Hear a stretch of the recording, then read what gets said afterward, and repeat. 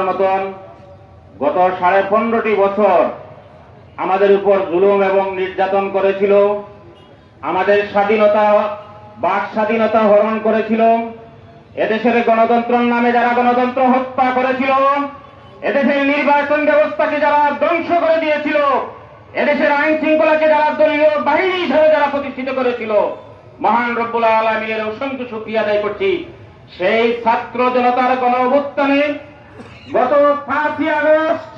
এই স্বৈরাচারী শেখ হাসিনা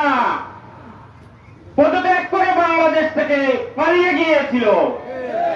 সংগ্রামী বিয়ানীবাজারবাসী, আজকের এই মুহূর্তে দাঁড়িয়ে আমি অত্যন্ত শ্রদ্ধা ভরে আমি স্মরণ করছি যারা এই গত